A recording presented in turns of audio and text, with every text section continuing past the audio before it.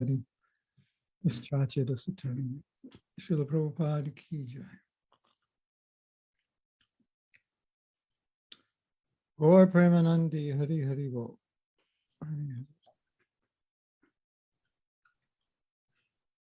Jaya Radha Madhava Kunjabi Hari. Jaya Radha Madhava Kunjabi Hari. Gopijana Balaba Girivardhari.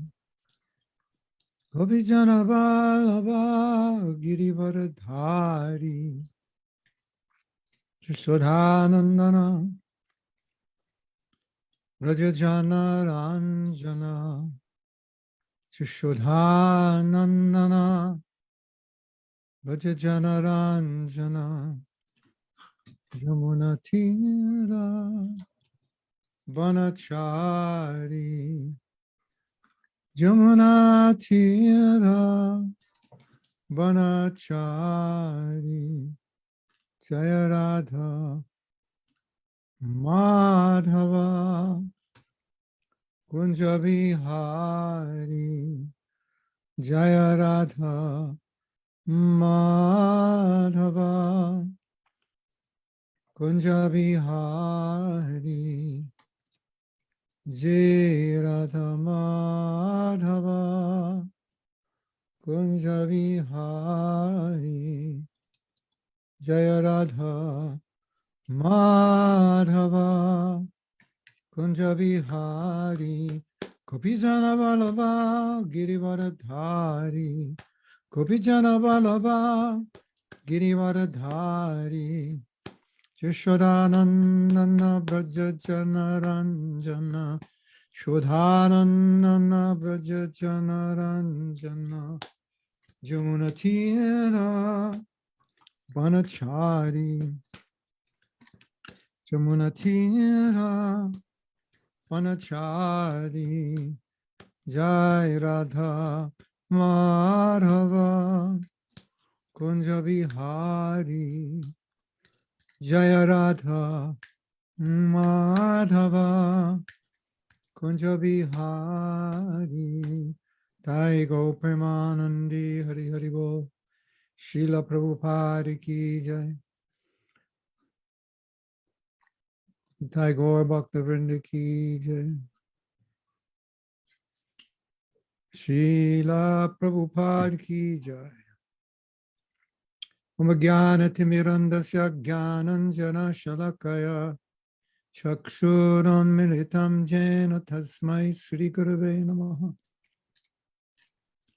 Sri Chaitanya Manobishtam Shtapitam Yena Bhutale Shayam Rupa Katha Mayam Darati Shapadantikam Manchakapa Tarubhyascha Kripa Sindhuvyeva Cha Patitanam Pavanebhyo Vaishnavebhyo Namo Namaha. Sri Krishna Chaitanya Prabhu Nityananda Shri Advaita Gadadhara Shivashri Gaur Bhaktivinoda. Hare Krishna Krishna Krishna Hare Hare. Hare Ram Ram Ram Hare Hare. Tonight, or this morning, your time, we're going to be speaking about vows.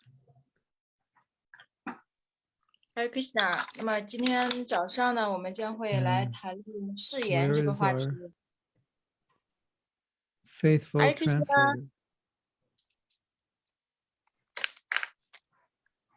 Hare Krishna, Guru Maharaj, please accept my humble obeisances. Haribo, Shimanapriya, I don't see you. Okay, you hear me? I'm here. There she is. Hare Krishna. Hare Krishna. I guess everyone's looking at me and I'm looking at everyone else. Okay. So, yeah, if you don't want to, yeah.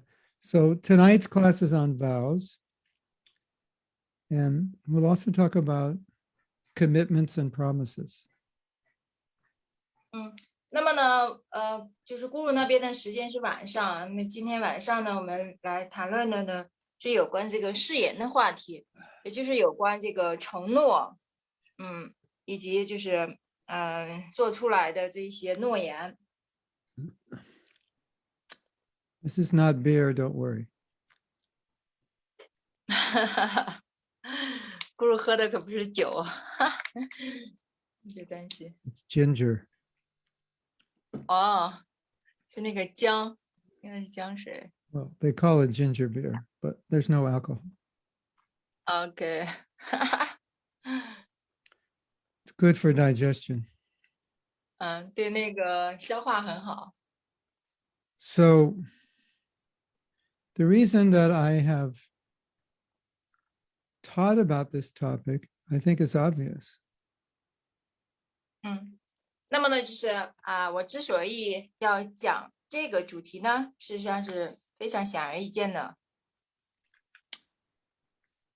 Because we all make promises, we all make commitments, and then when we get married or when we become initiated, we take vows. 因为我们大家事实上，都做过很多的一些，发过誓，也做过承诺。比如，当我们结婚的时候，当我们起离的时候，我们都发下了誓言。So right now, I'd like you to think of some promise you made someone or some commitment that you've made that you haven't followed through on. Like maybe just a little thing to return something you borrowed or pay back some money you borrowed, or you told somebody we'll do something and you just forgot. Just think if there's anything. 那么呢，我现在让你们想一些，就是你们曾经发过的誓言，但是呢，你们并没有很好的去遵守。那么这个誓言呢，也可以是一些非常小的事情，就比如说你跟别人借了东西没有归还，或者借了钱还没有还，就是借了某些东西啊，或者是你曾经对别人发下过誓，但是呢，你现在却忘了。And it could be a promise you made 5 years ago that you just forgot about. 也可能是5年之前你发下的誓，但是呢，现在你却忘了。So raise your hand if you can think of something that you promised that you never followed through on. 就是呢，你可以说一下，就是如果想起来的话，可以举手，就是你曾经发过的誓言，但是呢，你却并没有很好的去遵守。 Some little thing. 就一些小事儿。Okay. Everyone's afraid to raise their hand. I'll rephrase the question. Raise your hand if you haven't ever done this. 那么我就再提一个反向的问题，就是如果你们从来没有干过这事儿的话，那么你们请举 If 手。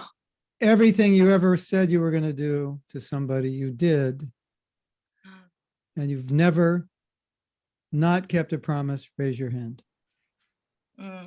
就是如果你们曾经发过的誓，你们都就是践行了，而且呢，你们从来没有去就是落空，没有去践行自己的这个诺言的，没有出现这种情况呢，请举手。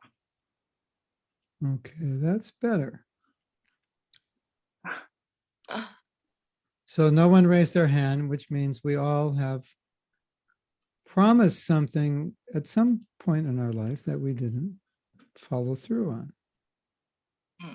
那么看来这个情况还是有效的，没有人举手，那就说明我们都曾经在生活的某个阶段呢，我们发下过誓言，做过承诺，但是呢，我们却没有很好的完成。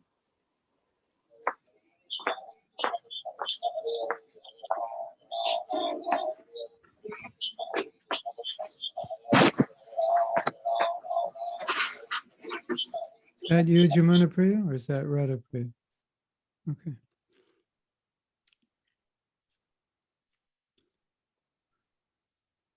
So I want to establish a difference between promising committing and vowing. 那么呢，我想给大家做一下区分，就是有关这个承诺和誓言它们之间的区别。I promise to pick you up at 5 o'clock. 就比如说呢，我本来就是承诺你，我在5点钟的时候呢会来接你。That's just once. It's just today. I promise. I'll pick you up at that time. 这仅仅是我今天就是向你做下的一次承诺而已。So we do that all the time. It's just like one time. I 所以 promise 呢， I'll 我们 get 经 this. 常 I'll promise I'll do that. Something like that. 我们经常会做这样的事情，就是我们向别人做一次承诺，我们向别人承诺这个事情，承诺那件事情。The difference with a vow is that it's consistent. You're promising to do something for a long period of time, perhaps your whole life. 那么这个誓言呢，它跟承诺的区别呢，就是你做了某个承诺，它呢是持续性的，可能要持续一段时间，甚至是你的整个一生都需要去践行。So you could call it a commitment, but I like to call it a commitment with a long time frame. 你可以把它称为是一种承诺，那么呢，我就是需要加上很长的一段时间。And our spiritual vows are for life. Our marriage vows are supposed to be for life. 我们灵性的誓言呢，是终其一生都要遵守的。我们的婚姻的誓言也应当是遵守一生的。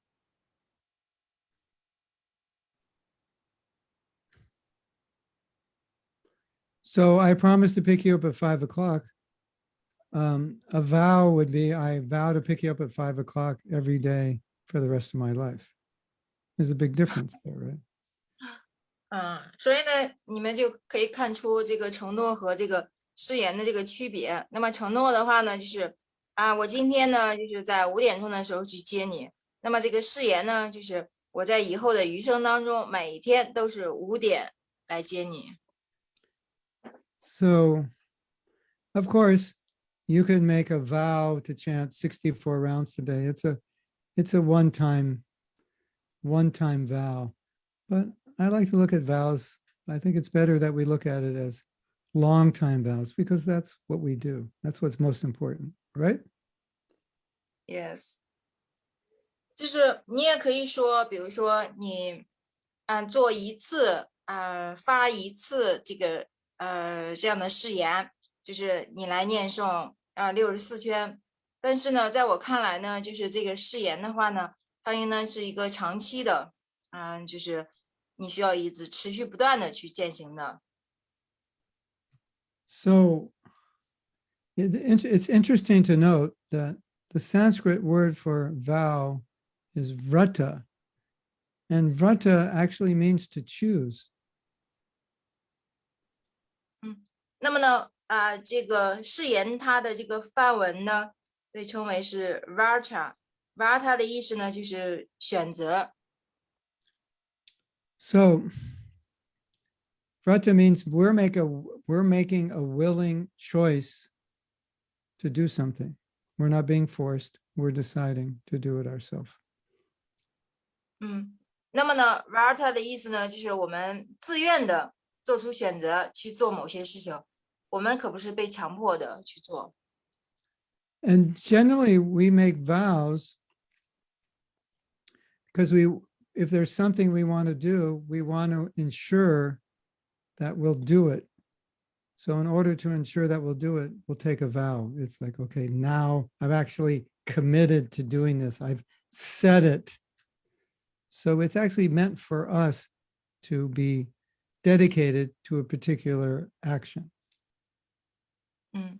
那么呢，就是我们发誓去做的这个事情呢，通常是我们想要去做这件事情，然后呢，就是为了让我们能够更加的，就是具有这种奉献精神去从事这件事情，并且能够专心致志的去自律于某一件事情、某个行为的话呢，我们就做出这样的誓言，就是坚定自己的这份决心。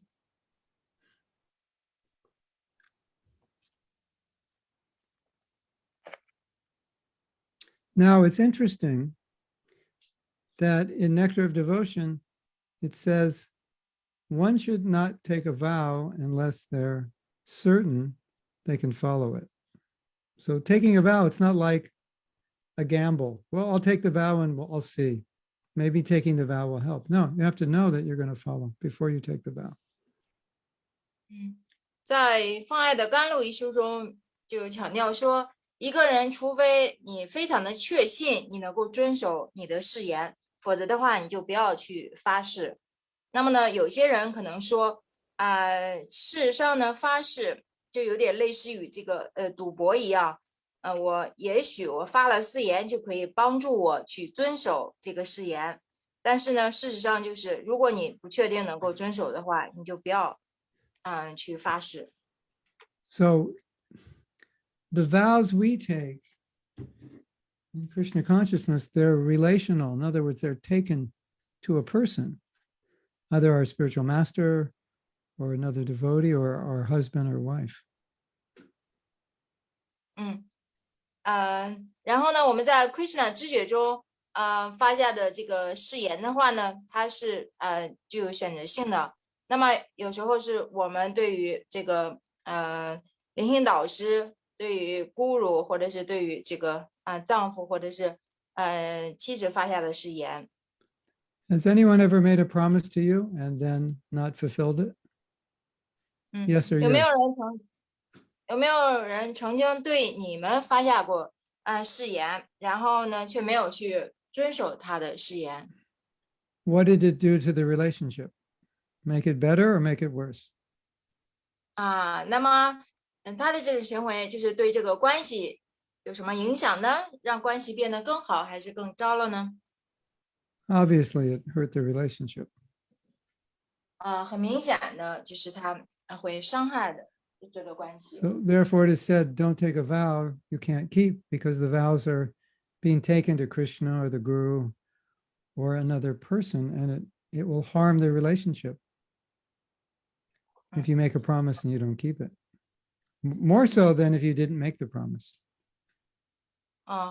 所以呢，这个经典中就训示我们说，如果你不能遵守你的这个誓言的话，你就不要去发下这样的誓言，否则的话呢，如果你不能遵守的话，它就会伤害这一段关系。比如说你曾经对孤乳或者是对你的家人所许下的这个誓言，就是你发了誓不能遵守，还不如说你不发誓。At the same time, we're supposed to take vows. 而同时呢，我们也必须去发下这个誓言。So now what do? Take the vow or not take the vow? 那么我们应当最终怎么做呢？我们到底应当是去发誓呢，还是不发誓？ Prabhupada was upset with devotees when they took vows they didn't follow. 当奉献者发了誓却没能遵守的时候呢，啪啪的就感到生气。 He wasn't upset with devotees who didn't follow vows that they didn't take. 就是呢，啪啪的对那些就是因为没能遵守誓言而不去发誓的这些奉献者，他并没有什么就是情绪，不会生气。 So that's something important to remember. 所以呢，这一点要大家铭记，其实是非常重要的。Chimanapriya, you don't have that good microphone?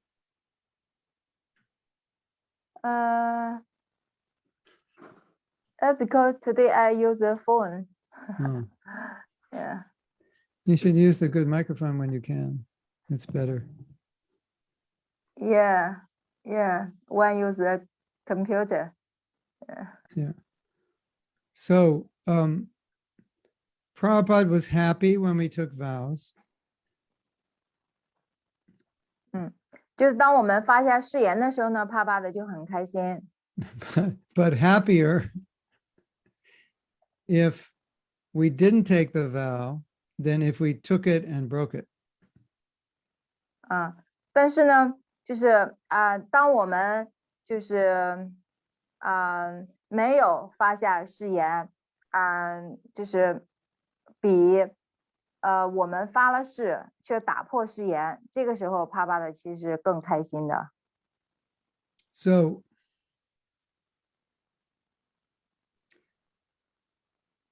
Prabhupada said, when someone broke their vows, Prabhupada said, why did you take the vow if you couldn't keep it? That was the question. In other words, you didn't have to take the vow if you couldn't keep it. So why did you take it if you couldn't keep it? 所以呢，就是当某人打破誓言，不守诺言的时候呢，帕巴的这时候就会发问说：既然你不能遵守你的誓言，你为什么还要发下誓言？ So the idea behind taking a vow is that once I take it, I have to commit in every way I can to be able to follow that vow. And I want to explain what that means. 就是当我们去发下誓言的时候呢，我们应当就是竭尽全能的去遵守我们的誓言，去践行这个誓言。 So let's say I make a commitment that I will never eat pizza the rest of my life. 就比如说，我发下这样的誓言，就是在我的余生当中，我不会再吃披萨。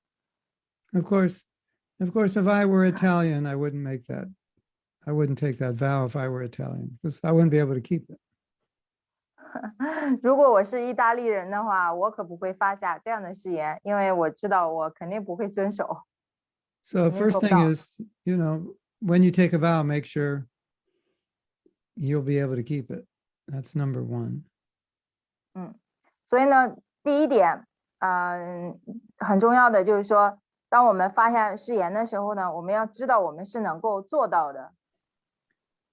And then number two, you're going to have to make some adjustments in your life to support you so that you can follow the vow. 第二点呢，就是说，有时候呢，在我们生活当中，我们还需要做出某些调整。这样的话呢，以支持到我们可以去遵守，做到我们的这个誓言。 So if I have any pizza in my refrigerator, I'm going to have to give it away. I can't keep it in my house, because if I keep it in my house, I'll eat it. 就比如说，如果我真的发下就是余生不再吃披萨这样的誓言的话呢，就是我如果家里有这个披萨的话呢，我就需要把它们给送出去，否则的话，在家里的话，我就有可能会吃掉它。 When I walk home from work, I have to make sure not to walk on the street that has all the pizza parlors, because if I walk by them and I smell them, I'm going to eat it. So I walk on another street.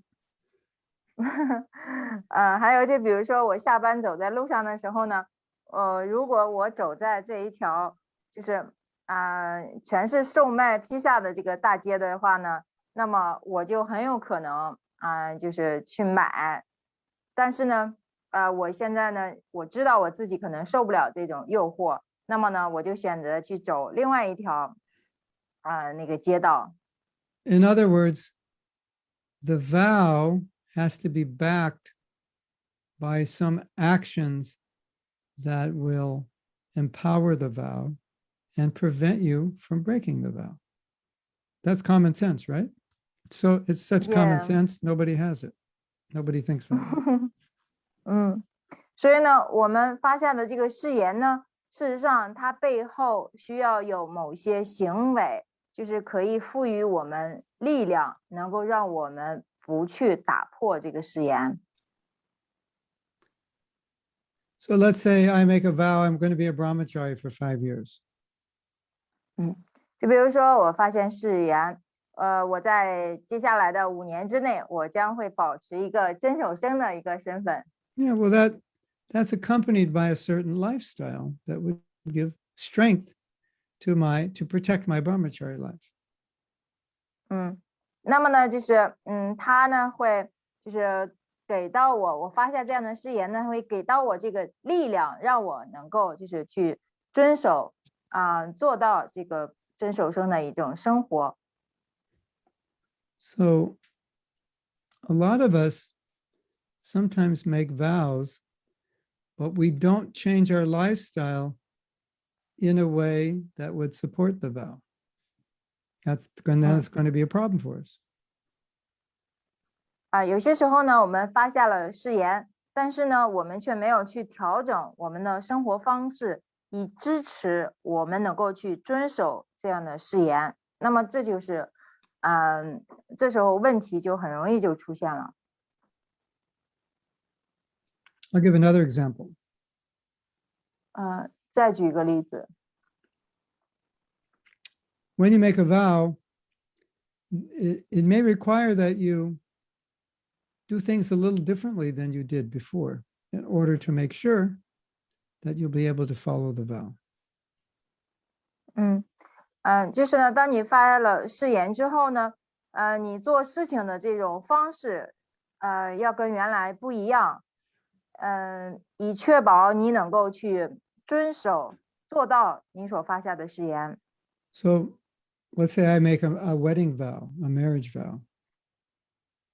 就比如说我在婚礼上发下了这个结婚时的这个誓言， There's so many things you have to do within a marriage to make it work. You can't just make the vow and think, well, I made the vow, therefore it's going to work. No, you work because you made the vow. You make it work because you made the vow, right?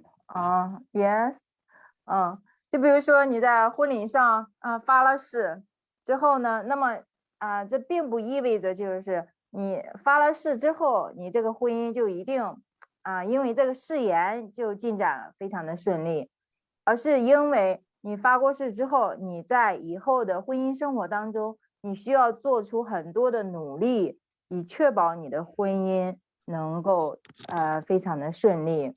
所以呢，我们是做出努力，确保我们能够遵守我们的誓言。 I think we can see in the lives of devotees that when they make certain vows, you can tell they've made those vows just by looking at how they're acting. Look at their actions, and the actions show they've made a vow to do something or to not do something.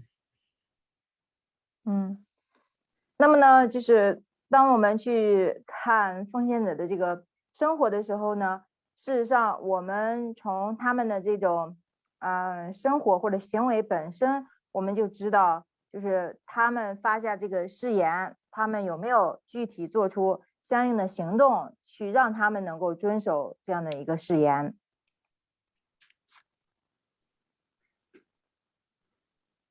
Does that make sense?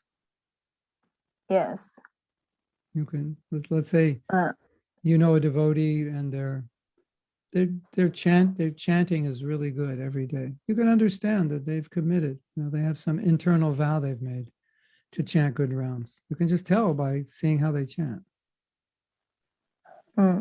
就比如说呢，你看到一位奉献者他念诵质量特别好，那么呢，你就可以明白，事实上他就是内心当中就是做了这样的承诺，就是发下这样的内在的一些誓言，就是呢他能够努力的去做到。Or if you see a couple that gets along well, you can tell they made a strong vow to keep the marriage together, and so they act in a way that will keep it together.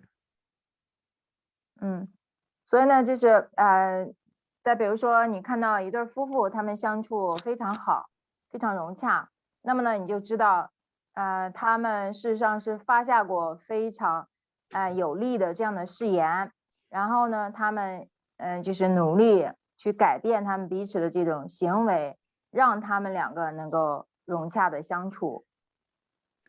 So what I'm saying is just taking the vow is not going to make the difference. But taking the vow with a commitment to act in ways that would maintain the vow, that's what's going to make you, that's what's going to enable you to keep the vow. 所以呢，我想说的是，仅仅发下誓言本身，并不会给我们带来什么样的不同，而我们发过誓之后呢，我们的行为就是努力的去调整，去让我们能够以遵守我们誓言的这种方式而去行动，那么这个才能够保持我们能够遵守誓言。So that means that I can say I've taken a vow when in fact I may not have taken a vow. And I don't even know myself that I haven't fully taken the vow. I'm not aware of that. I think I have because I just said I have. You understand, Jumana Priya? I haven't. It's because I haven't, everything I just said the last few minutes, if I don't understand that when I take the vow, then it's possible that I've not actually taken a vow. 那么呢，就是我过去就是说的一些事情呢，如果我真的没有完全理解就是我发下誓之后意味着什么的话，那么我可能就不会去发下这样的誓言，因为我不确定我是否能够去遵守这样的誓言。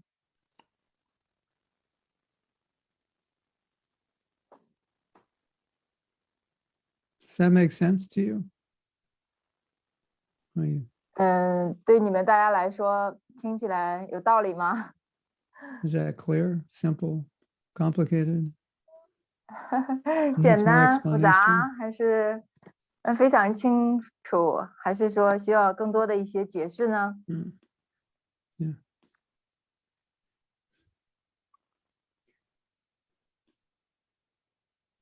So let's take the example of taking a vow to your spiritual master. 我们来拿就是我们对灵性导师发过的誓来举例。You vow to chant 16 rounds and follow the 4 regulative principles at the time of initiation. 我们在启迪的时候呢，就发了这样的誓言，就是我们以后每天都要至少念诵16圈，遵守4项规范原则。That vow is not for the benefit of your spiritual master. It's for your benefit. 我们发的这个誓言可不是为了灵性老师的益处，而是为了我们自身的益处。And he asks you to take the vow for your benefit. 他呢就是让你发誓是为了你的好处。So we take vows for our own interest, to further our own dedication, for our own benefit. 所以呢，就是我们做出我们发下这样的誓言呢，是为了我们自身的益处，是为了我们就是将来的更长远的一种就是进步。Now, I want to discuss something now which is very interesting and very illuminating. 我想跟你们大家讨论一些事情，非常具有启发性的。Sometimes, as we know, it may be difficult to follow a vow. 有时候呢，可能真的要去遵守某个誓言，特别的困难。And there may be various reasons for that.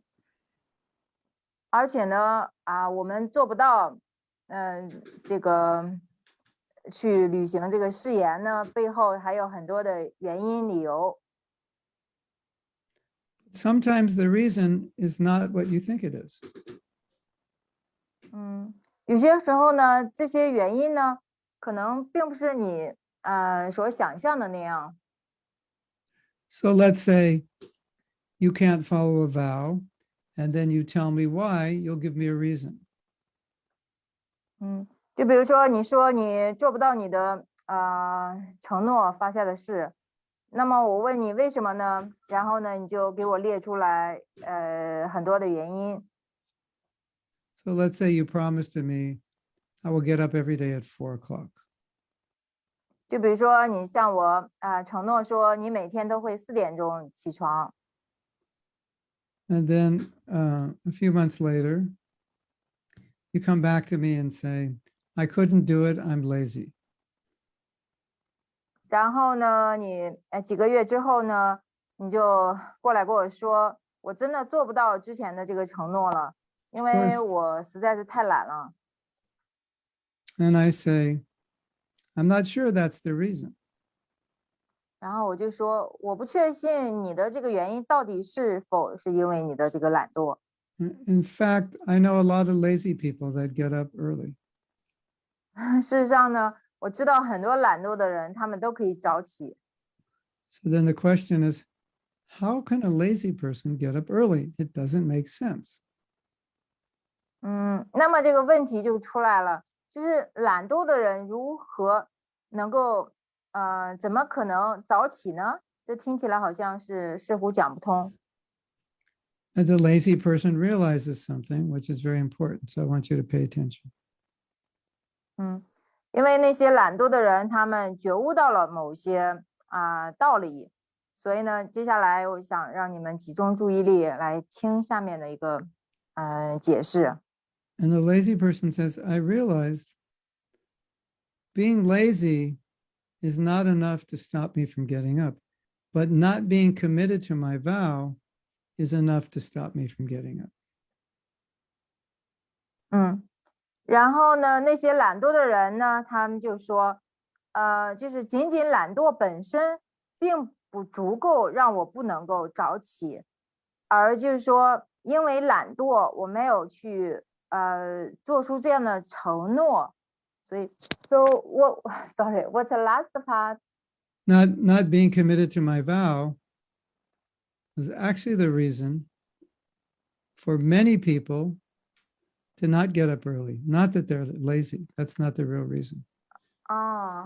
就是说并不是说他们懒惰，然后呢，他们就不能够早起，而是因为就是他们做了这样的承诺要早起，但是呢，他们自己却没有去就是坚定于他们的这个承诺，所以呢，他们才能够就是不能够做得早起。 Like, have you ever been in a situation where you felt like giving in to something you promised to do? 你们大家有没有这样的一个经历体验？那就是你们曾经做了某些承诺，但是呢，却屈服于这个承诺，就没有做到。 And then you told yourself why you can't follow this vow. I'm too this or I'm too that to be able to do it. Has that ever happened to you? Yes，就是说你曾经做了某个承诺，但是呢，后来你却做不到，然后呢，你就给你自己自言自语说，你是因为这个原因，所以我做不到，也因为那个原因，所以我就做不到了。你们大家有没有这样的一个经历？ But then you think, Yeah. I promised to do this. I can't give in. I have to do it. It's because of your promise that you do it. Have you ever had that experience? Like you don't want to do it, but it's only because you promised that you do it. Yes? Yes，但是呢，现在呢，如果你这样想，就是我既然已经做了承诺了，那么我就不能放弃了，所以呢，我必须要坚守我的这个承诺，我去做出努力去完成我的这个承诺。那么，如果你们这样做的话，情况就不一样了。你们大家有没有就是这样想过？ So often we're putting the blame on being weak in a certain area when the actual problem is I'm weak in my commitment, because if I were strong in my commitment, it would overcome my weakness. So that's important to recognize. 所以呢，有时候呢，我们把没能履行誓言归咎于就是我们的某些弱点，内心的软弱。那么呢，事实上这个真正的原因呢，是因为我们并没有把我们的承诺当回事儿，就是没有去认真的去对待我们的承诺。如果我们真的就是做出努力，一定要完成我们的这个承诺的话呢，那么我们的这个承诺本身，它会克服我们的这个弱点的。Ladies, did you know that it's very difficult for a man to stay with one woman? Did you know that? 女士们，你们知道这个现象吗？就是对于一位男士来说，让他终其一生与一个女士相守的话，对他来说是非常困难的事情。Prabhupada admits that right in the Bhagavatam. 帕巴德在圣典佛加瓦坛当中也是提到了这一点。And that's partially, or that's one of the reasons that polygamy was allowed, because many men will not be satisfied with one wife. 所以呢，这也是为什么就是现在有那么多的就是这种离婚现象的发生，因为很多男人确实他不能够就是只是满足于一个女人。So when the man gets married and he makes a vow to his wife, that means even if he's attracted to other women, he doesn't do anything about it because he's vowed to one woman. That's where he gets his strength, because of the vow. 所以呢，就是当这个男人在结婚的时候呢，对他妻子发誓，就是他终生只会对他一个人就是遵守的话，那么呢，就是他的这个誓言本身就会赋予他这个，如果他真的很注重他的这个誓言的话呢，他就会努力的让这个去遵守这个誓言，就是即便可能其他的女士会，就是他不会让其他的这些女士，就是吸引到他，因为他发这个誓呢，去遵守它，本身就给到他这样的一个力量。Well, I didn't realize I said all that. So let's say the wife's not that nice. 就比如说，如果这个妻子其实并不太友好的话， She complains, she criticizes, she bosses him around. 妻子呢老爱抱怨，然后呢还爱批评挑剔，就是总是让丈夫无所适从。Because he made that vow, he stays in the marriage, he tolerates, he tries to work he tries to make the marriage work because of the vow. Not because he necessarily wants to, but because he's made that vow. He knows the vow it's the right thing to do. 那么呢，这个丈夫呢，他就是选择去容忍，因为呢，这样会让他的婚姻就是能够顺利，并不是说他真的非常想这样，而是说他曾经发过这样的誓言，所以呢，现在他就要做出努力，然后呢，能够去履行他的承诺。So we can see how powerful a vow is if we actually commit to it. 那么呢，我们从这个例子当中就可以看出来，如果我们真的去坚守于我们的承诺的话，那么这将会多么的有力量。It protects us. 它会保护我们。And that's why we take the vow, for the protection. 这就是为什么我们去发誓，为了能够去得到保护。We take the vow for insurance that we will do something every day for the rest of our life. 那么呢，我们发誓以确保在我们的余生中的每一天，我们都会这样做。But if we don't commit, then during the time of temptation, we'll tend to give in to the temptation and we'll blame the temptation for breaking the vow. 但是呢，如果我们就是没有去献身或者坚守于我们的这个承诺，当有诱惑出现的时候呢，我们就会屈服于这种诱惑，然后呢，我们就会谴责是这个外在的诱惑让我们打破了我们的誓言。But again, I would say in many cases, it's not the temptation, it's the lack of commitment to your vow. And because of the lack of commitment, you didn't get the protection. 而我想所说的就是说，事实上并不是这个外在的诱惑让你打破了誓言，而是说你缺乏对你的誓言的一种就是献身或者是坚守，所以呢，你才打破誓言。否则的话，如果你能够坚守于你的誓言的话，它会保护你去遵守你的誓言。So if you have integrity to your promises, then even if you want to break them, you won't, because you've committed yourself to follow what you've promised to do, even if it's difficult. 就是说，如果你就是非常忠守与你的这个承诺的话，你事实上是不会轻易的去打破你的誓言的话，即便有时候这个情况非常的困难，如果你要去履行这个誓言的话，尽管有时候非常艰难，但是你仍然不会去打破你的誓言，你会坚守你的誓言。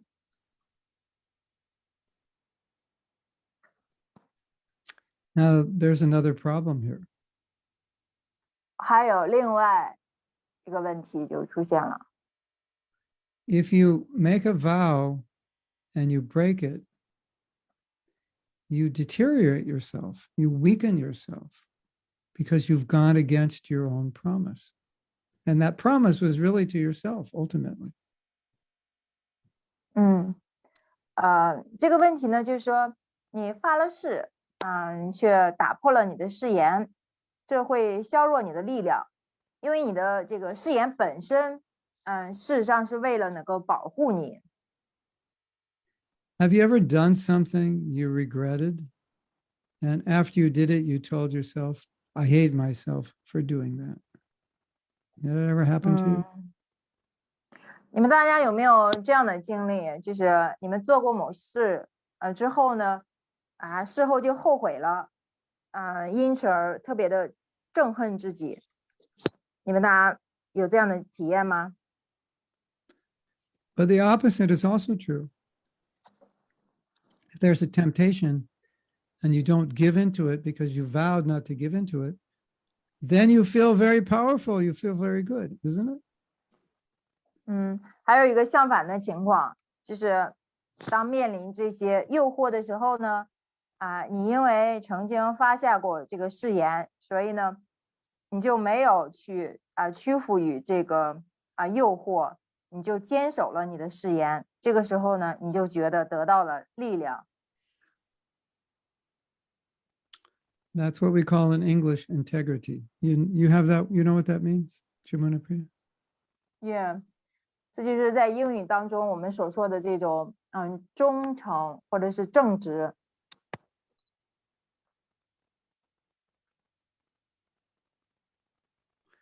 And the more that muscle of commitment is stronger, the stronger you become as a consequence. 就是呢，我们越多的，就是让我们的这个承诺的这个肌肉变得这个坚强的话呢，我们就会更多的会履行我们曾经发下的誓言。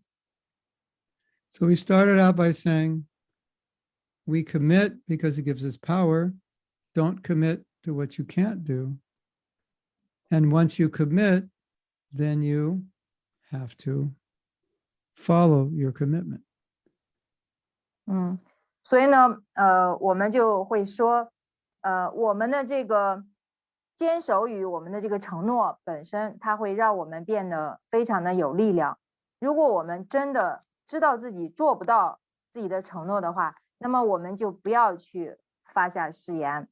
那么如果我们发了誓之后呢，我们就应当去遵守于它，去做到我们的誓言。 And if you follow that commitment, then the commitment empowers you. 如果你们能够去遵守你们的这种承诺誓言的话，那么这个承诺它会赋予你们这样的力量。 So ultimately, we commit to get that empowerment. 事实上呢，最终是我们坚守于我们的这个誓言，它呢就是让我们变得坚强有力。 Now, there is a tendency when we break a commitment, break a vow, or feel like breaking a vow, to come up with an excuse as to why we're doing that. 现在呢就会经常出现这个问题，就是呢我们打破了我们的这个承诺，然后呢我们就会找各种各样的理由借口来解释我们为什么会打破这个誓言。 And an excuse is like opening a door that says it's okay not to follow your vow. That's what an excuse does.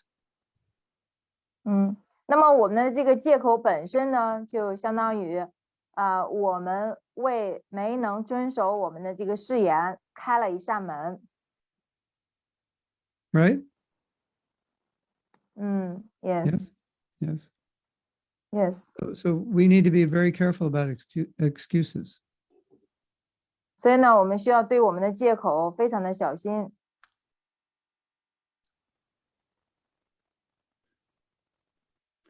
Because excuses gives us rationale that allows us to break our vows and at the same time not feel bad about doing it. 因为呢，我们的借口本身呢，就是让我们会非常轻而易举的去打破我们的誓言，而事后呢又不会感觉到非常的糟糕。 So I personally never allow myself to make excuses because I think it's the worst possible thing you can do.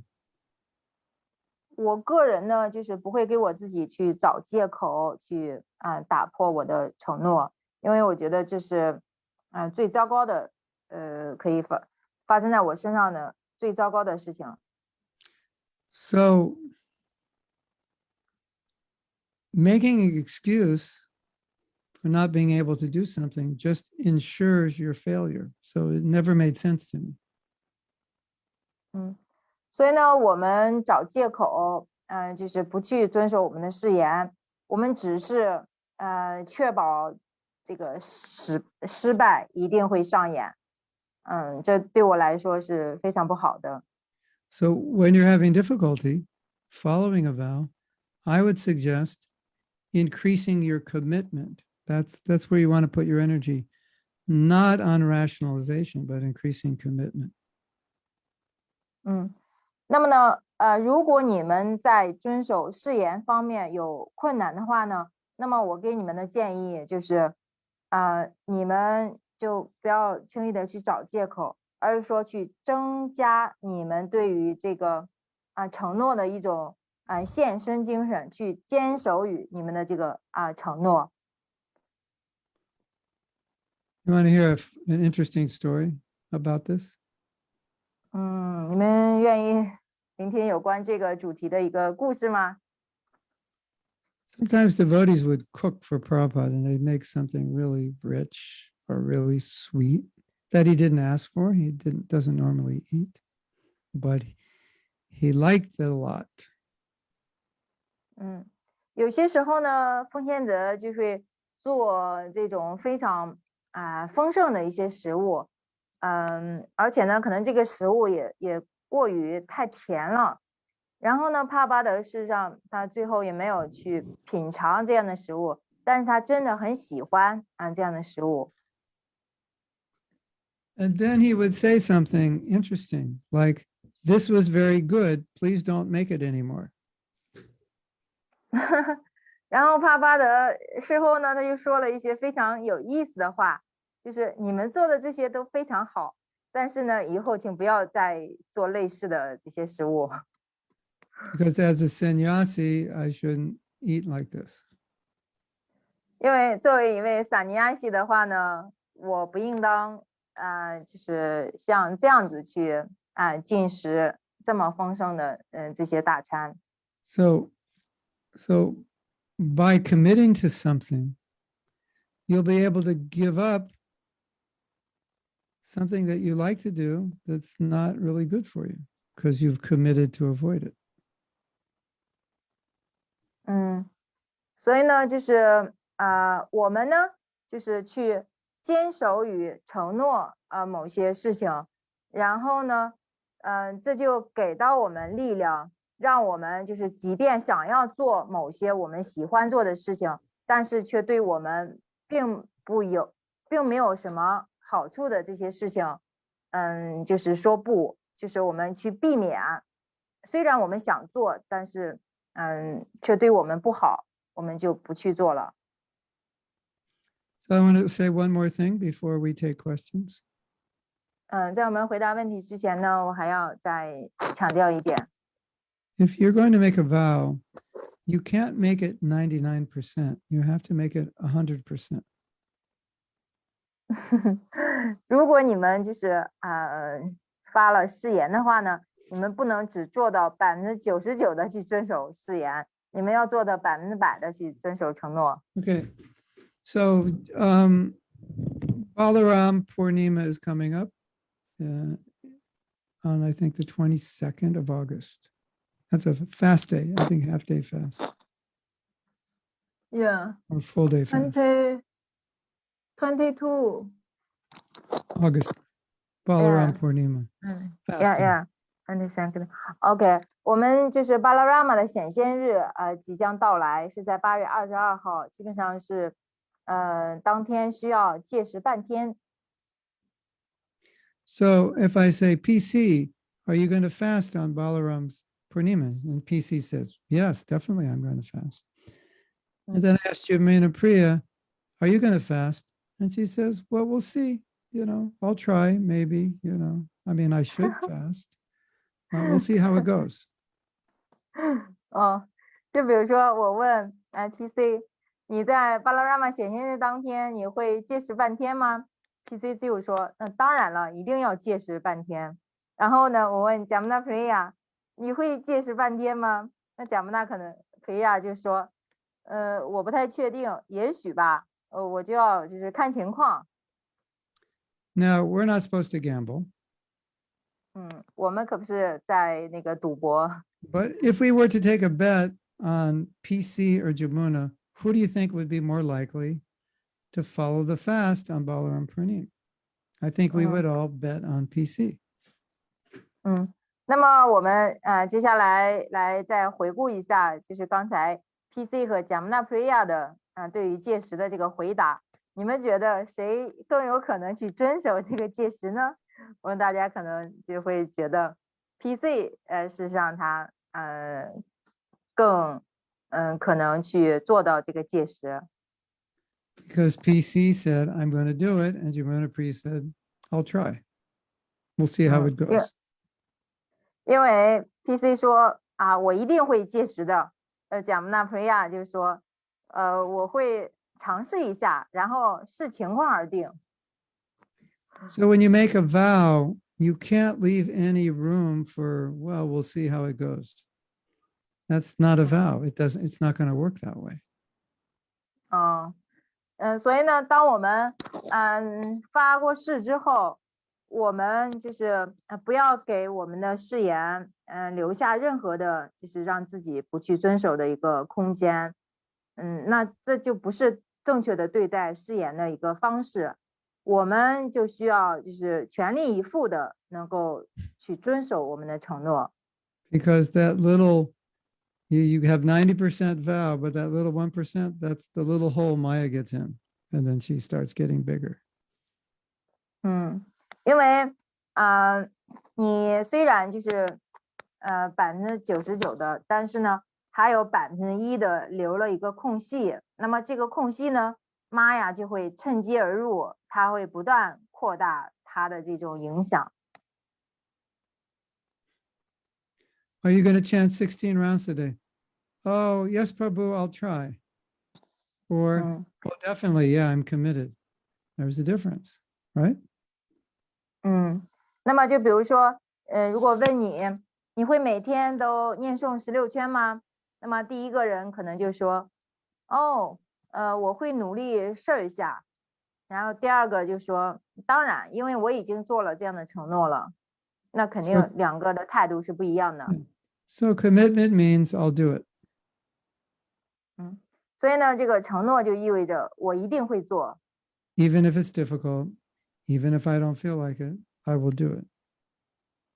尽管会有困难，尽管我可能本身并不喜欢去做。And if we think we've committed, but we have that room for, well, maybe I'll try, I'll see how it goes, that means we haven't fully committed. 如果我们自认为自己已经做下承诺了，但是呢，我们仍然给自己留有这样的一个就是退路，就是我觉得我只是去尝试一下，然后呢视情况而定。那么呢，我们事实上就没有完全的去做出承诺，没有完全去坚守这个誓言。So that's a lot to think about. 所以呢，有关这一点呢，大家这个还可以思考的地方有很多。And the point is, if you learn to commit, then you get all this power behind you. It makes life easier. 这个要点呢，就是如果我们能够去坚守我们的这个承诺的话呢，那么它就会给到我们足够的这个力量，让我们能够遵守誓言。Because when you commit, then there's no more indecision. Should I do this? Should I do that? Once you commit, you know what to do. And that's all there is. So you remain quite stable. 因为当我们一旦做出这样的一种坚守承诺的决定的话呢，我们就不会想我到底应该做呢，还是不应该做呢？因为我们就会变得非常的决心坚定。我一定要做到，那么就会变得很稳定。I guess we could title this lecture, How to Make Krishna Consciousness Easier. 我觉得我们也可以把这个主题的讲课变成就是如何让 Krishna 知觉变得更加的容易。Prabhu, can't you make it any easier? Prabhu，你可以让它变得更容易一些吗？ Well, here's the secret to make it easier. Commit, and then it'll be easier. 那么这个秘诀呢，就是说你做出承诺，坚守你的承诺，那么你的 Krishna 知觉修习就会变得更容易一些。Okay, so now we'll take questions. 那现在我们来看一下问题。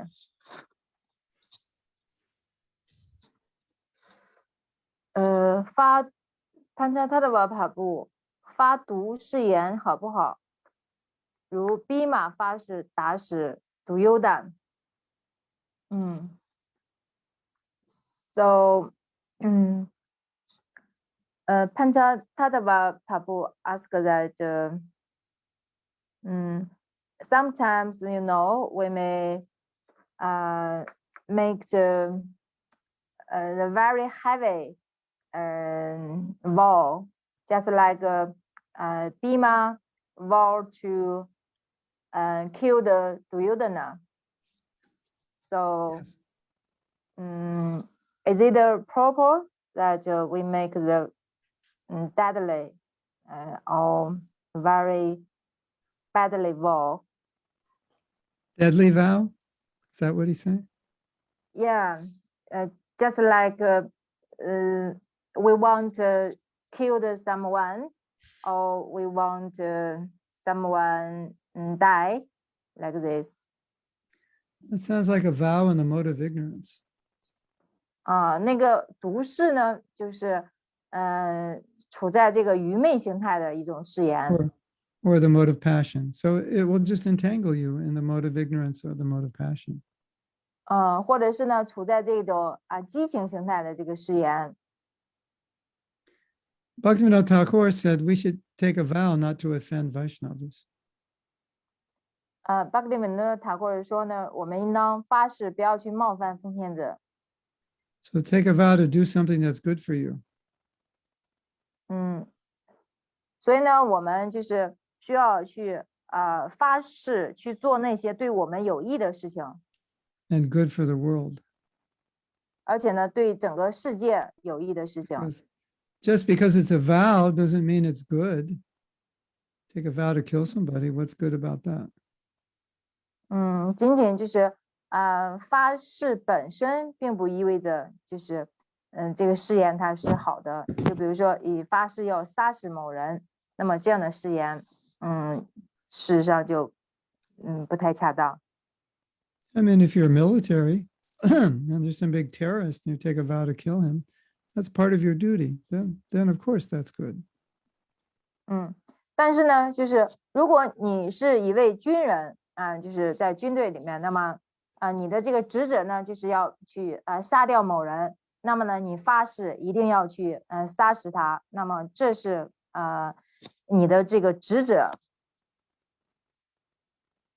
So a vow is not good or bad. It depends what you vow to do. 事实上呢，誓言本身并无好坏，最重要的就是你所做的这个事情。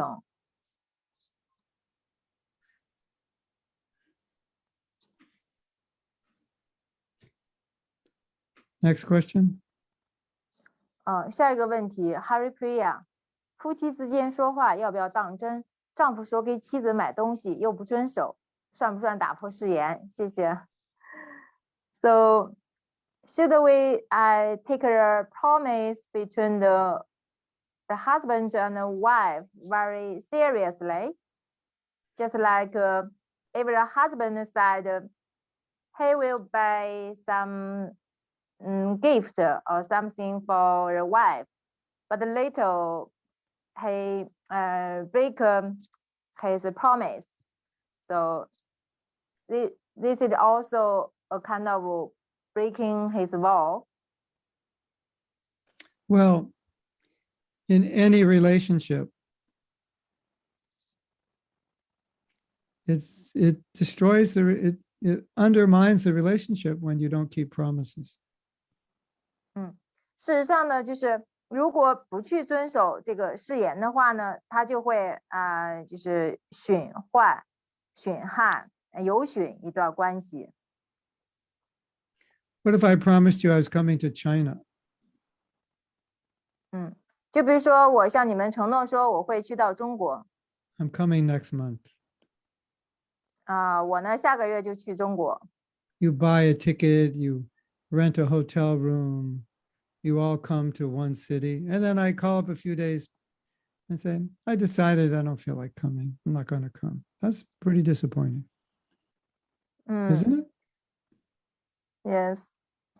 就比如说我承诺下个月会去到中国，然后呢，你们就为我订机票、订房间，做出安排。然后呢，突然之间可能过一段时间之后，我就不想再去了，我就跟你们说我去不了了。那么你们可能就觉得非常的失望。 Okay, so change the ticket for 3 weeks, change the hotel reservation, tell everybody to come back in 3 weeks. I will come. And then a few days before, I decide, no, I don't feel like coming. That's going to disturb the relationship, isn't it? 那么呢就比如你们可能我可能再跟你们说你们呢就是又改机票又改这个预订房间的这个时间呀，后来改了之后呢，我又说不来了，那么呢，你们肯定是觉得非常的那个失望，那么我的这种行为呢，就有损我们之间的这段关系。So in any relationship, if you break promises, it undermines the relationship. 所以呢，在任何一段关系当中，如果我们没能遵守彼此的这个承诺的话呢，它就会损坏这段关系。And especially true in relationships of married couples. 这一点尤其适合于就是这个婚姻当中的这个夫妇。Fufu? Yeah, What's yeah. that? Husband and wife. Fufu? Yeah. 夫妇。Okay. Couple. Fufu. That's really funny. Yeah. Sounds like a French word or something. Oh, That's like a name we in America would give to a dog or something. Fufu or a cat. wow. Right, Oh. Jenny? What would it be for a dog? Like like a cat, maybe? 不如说我们中文的这个夫妇这个发音，就类似于他们在美国有时候会给这个狗和猫起的一个名字哈，听起来。Okay, you have more questions? Okay, yeah. Venda David Darcy，顶拜 Guru 的莲花组，曾经听说，如果16圈当天确实不能完成，可以在第二天补诵，是这样吗 ？So Venda David Darcy asked that, being sensitive to Guru's allotted fate, once I heard that if we cannot complete the 16 rounds in a day, we can do it, make it up the next day. Is it proper? Yeah, that's true. 是的。That means occasionally, not every day.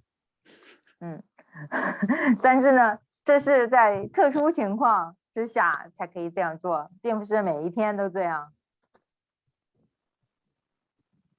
That means in special circumstances, maybe you are sick or there's a special festival and you're working like 20 hours a day and you just can't finish your rounds. All right, make them up the next day.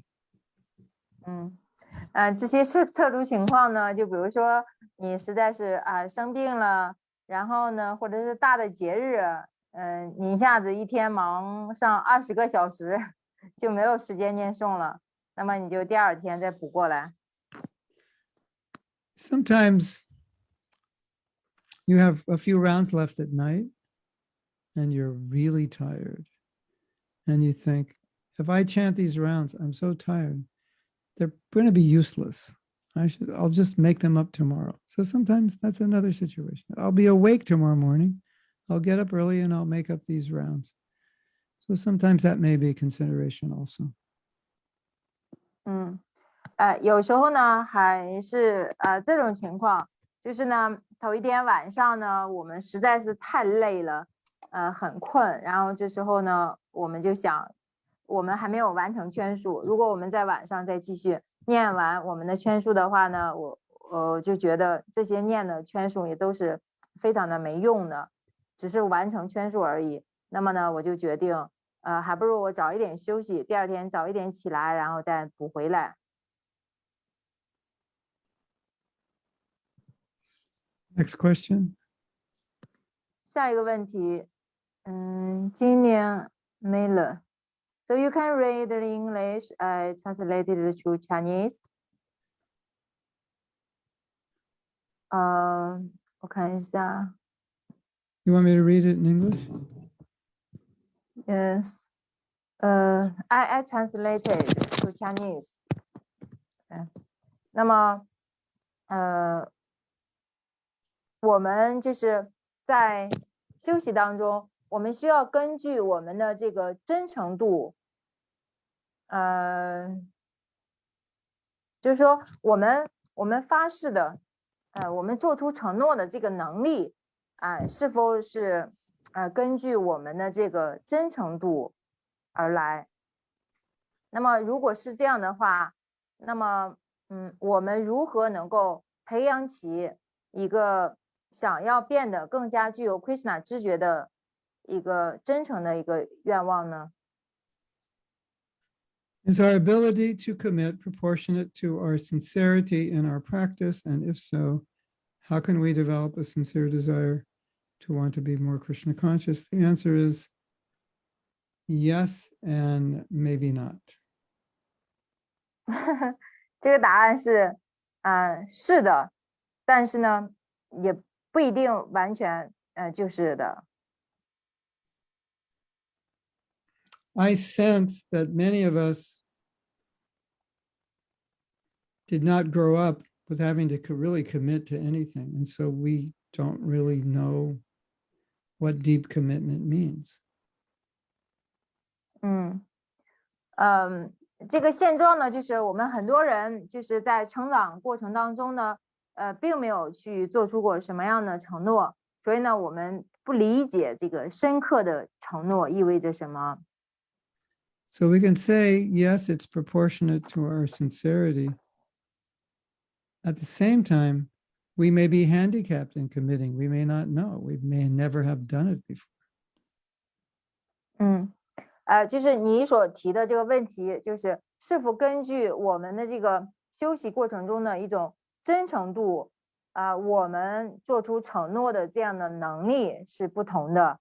那么我的答案就是是的，但是呢，同时我们可能就没有做过承诺的这样的一个经历，就之前可能从来就没有做过什么承诺。So let's say, Jenny, you grew up and your mother taught you, whatever you say you're going to do, that has to be done no matter what. Your word is gold. And whatever you say, that is your integrity to follow it. And that's how you grew up, and that was embedded within you. And even if you're not such a sincere devotee, still you'll do that because that was what you learned, and vice versa. Someone else may be more sincere, but they never learned that. And so they're more challenged. 那么呢，就比如说你在长大过程当中呢，你妈妈曾经跟你说，不管你说了什么，都一定要做到。那么呢，你说出去的话就像是金子一样那么珍贵，所以呢，你就很有可能就是在你的就是生活当中培养这样的一种习惯，就是让你能够去坚守于你的这个承诺，你说到做到。Or maybe you grew up in an environment where people, if it was not advantageous to be truthful, they wouldn't be. And that's what you saw. So that's how you started acting. So then maybe commitment would be more of a challenge for you. 那么呢，就是也有可能你是成长在这样的环境当中，就是你周围的人呢，都不太讲真话。那么呢，你就看到你身边的人他们的这种状况，然后呢，对你来说的话，如果要让你做到承诺，说到做到的话，可能就比较困难。So when we become devotees, we will need to examine these things. Maybe I'm lacking in some area that even if I become more Krishna conscious, that lack is still going to be there more or less unless I acknowledge it and work on it, to work to improve that particular part of me. 就是呢，也许就是我们是一位非常真诚的奉献者，但是呢，我们可能之前曾经就是生长的一种环境呢，可能不太有利于我们能够去坚守自己的这个承诺。那么呢，我们就需要能够就是能够辨认出自己就是意识到自己存在的这方面的一个问题。然后呢，我们努力的去改善这方面的一种情况。能够真的就是坚守我们的承诺，说到做到。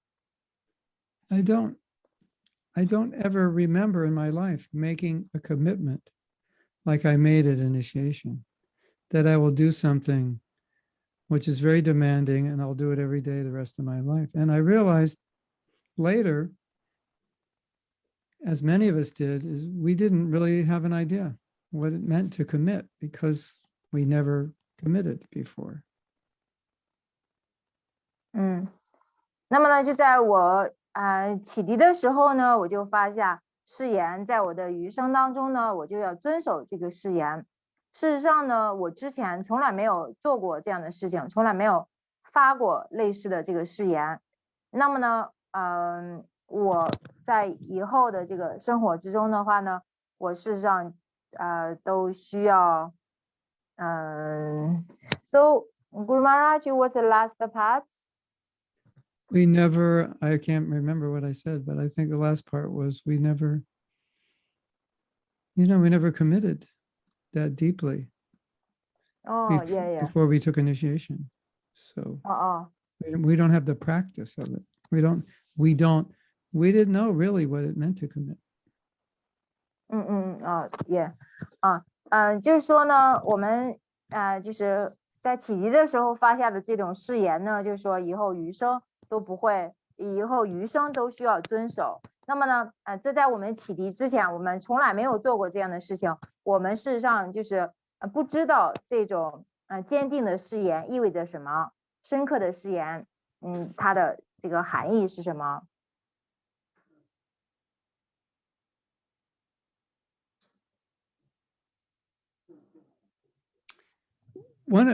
One of the things that Prabhupada said increases your commitment is increasing your love to the person you committed to, because the more you love them, the less you want to break that vow because it hurts the relationship. 所以呢，圣人帕巴德就说，就是要让我们去增加我们对于承诺的一种坚守的话呢，那么我们就去增加对我们所做出承诺的这个人他的这份爱，因为我们越爱他的话，我们就越不容易去轻易的打破我们对他所做出的承诺。At least for me, I feel that all the time. That this 至少对我 commitment is part of my relationship with Prabhupada. So it's not like I just make an excuse and say I'm weak, but it weakens my relationship also. 所以呢，就是对我来说呢，我对圣人帕巴德做出了这个承诺呢，事实上就是我跟帕巴的这个关系的一部分。就是如果我没能坚守我的这个承诺的话呢，它就会削弱我跟帕巴之间的这种关系。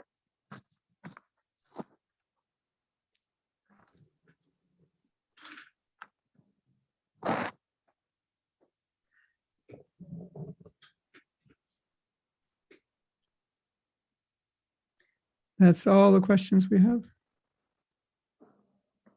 Yes, then now, yeah.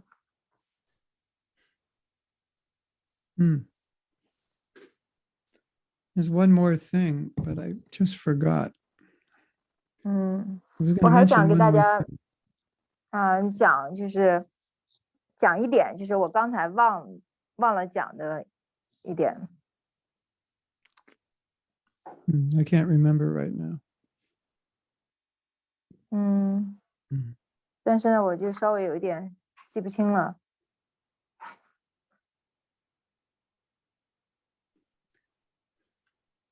This definitely proves I'm not God, because if I were God, I wouldn't forget. I wouldn't allow that to happen. 这就充分证明了我可不是神，否则的话我就不会忘记了。神是不会忘记的。Yeah.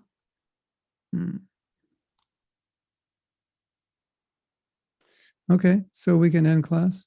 Yeah, Maharaj, I also want to ask that because you said that we should make a commitment to our promise or to our vow. So that means the vow or the promise itself cannot empower us, but the commitment to the vow Yeah. can give us strength. Yes. Yeah. So Yes. the yes. commitment itself is more powerful than the vow. Well, commitment, yeah. Commitment is the foundation. And without the foundation, it may not last. And I say this because I think a lot of devotees made vows, but they didn't make commitment. When they were making the vow, they didn't really know that they needed to make commitment. They didn't know what commitment was. And they really didn't make it. And that's why they, at some point, stopped following. 那么呢，我就是有一个问题嘛，因为咕噜在讲课的时候多次提到，我们需要去对我们的誓言或者是我们的这个承诺去做出这种承诺，那么就是献身于我们的这个坚守我们的这个誓言。那么我就想问的，就是说我们这个对于承诺的承诺，就是这个本身。它事实上是更加重要的，比这个誓言或者是这个承诺本身还要这个重要，因为它可以就是说给到我们这样的力量，让我们能够去坚守我们的这个誓言。可不可以这样理解？那咕噜的回答呢，就是说，对，坚守与就是献身，就是英文中它这个3个词是不一样的，就是说。commitment 它这个词呢也有这个献身的意思，有坚守的意思，就是我们对于誓言的这份坚守本身，它是我们能够就是做到履行誓言的一个基础。就是很多时候我们可能发了誓，做了承诺，但是呢我们并不明白我们需要为这个誓言做什么或者是需要做的怎样的一种献身一种牺牲，才可以遵守我们的誓言。This is true for many devotees who have difficult service, but they're committed to it, so they keep doing it, even though it would be easier for them if they just quit.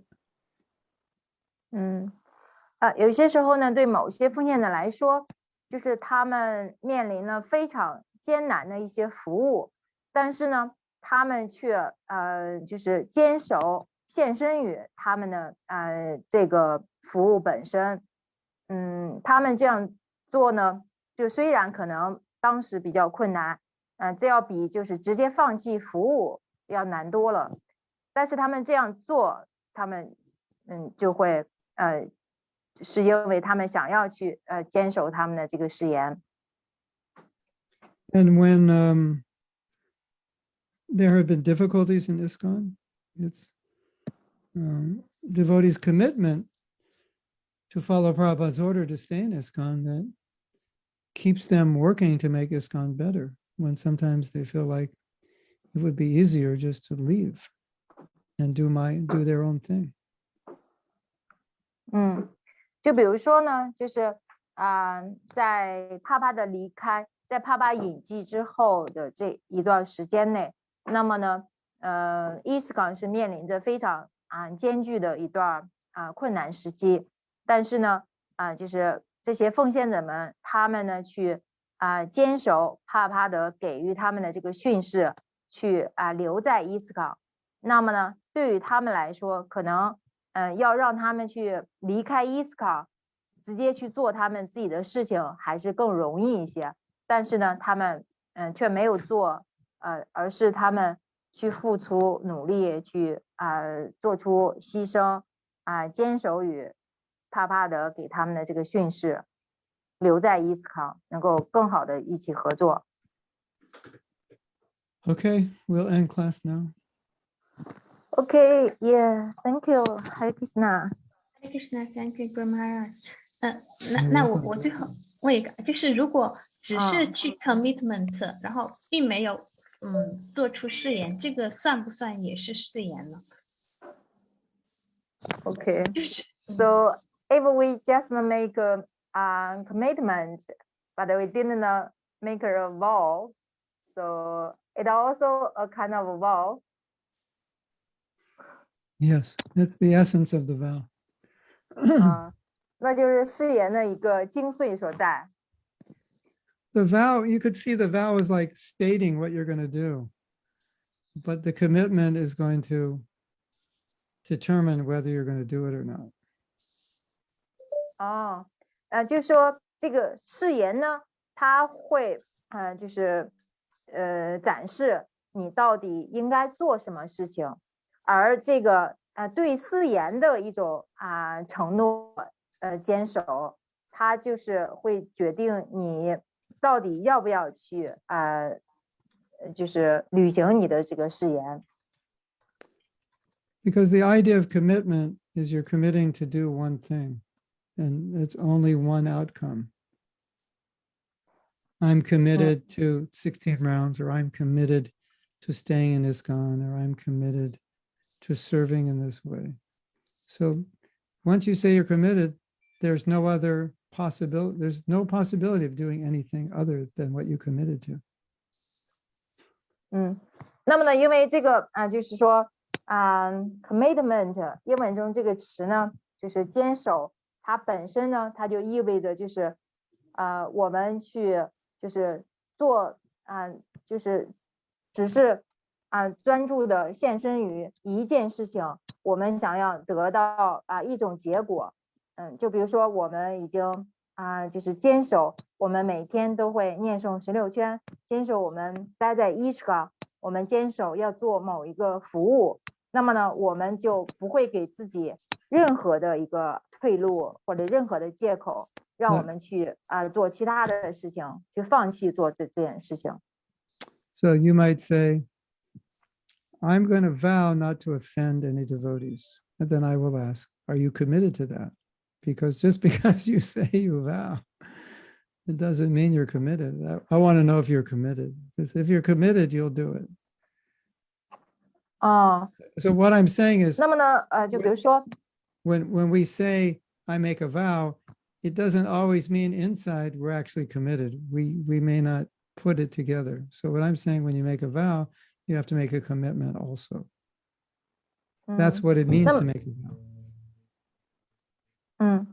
那么呢，就是就比如说我问你，就是你是否发下了，就是就比如说你可能说你已经发下了不去冒犯奉献者的这样的誓言，但是呢，我可能会问你，就是你对这个誓言本身是否做出了某种承诺，就是或者是献身，牺牲，一定就是你的内在，你不会就是去冒犯这个奉献者也有可能你只是口头上这样说说而已，但是呢，你的内心或者你的行为方面呢，你的内在却没有做出这样的一种承诺。所以呢，我们不光要就是发下誓言本身，我们还要就是坚守我们的誓言，就是让我们的所说的和内心所做的能够保持一致。So I'll give you one example. So 我再给你们举一个例子。later on, you say, can you come to China on September 11th? There's a festival. And I'll say, I'll try to come. And you say, but we need to know to buy the ticket. And you say, well, I'll try. It's not going to work because, you know, you'll say, but I need you to commit because I'm going to buy the ticket. And I go, well, you know, I could promise, but I'm not sure. You know, it's not going to work. 然后呢，就比如说，我再跟你们举个例子，里拉拉你想邀请我，今年9月份去到中国，然后呢，我对他的回复就是说，我就尝试看一看，看能否来这个中国。但里拉拉你就说，你一定得做出这样的一个承诺，你到底就是确定来不来？因为我们还需要订机票啊，还有很多的一些准备工作。然后呢，我就说，那我还是试试吧，但是我并没有真正的去做出一个确定的一个承诺。那么这样的话，这个事情就没法进展。 Okay, I have to go.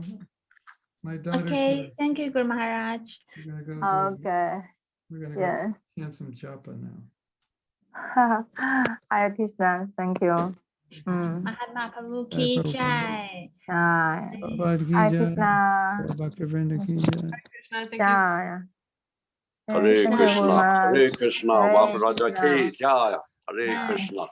Hari bolo. Hare Gauranga. Bo, Hare Bo. Haribo。 Hare Krishna，我们下周见，谢谢贾木娜，谢谢。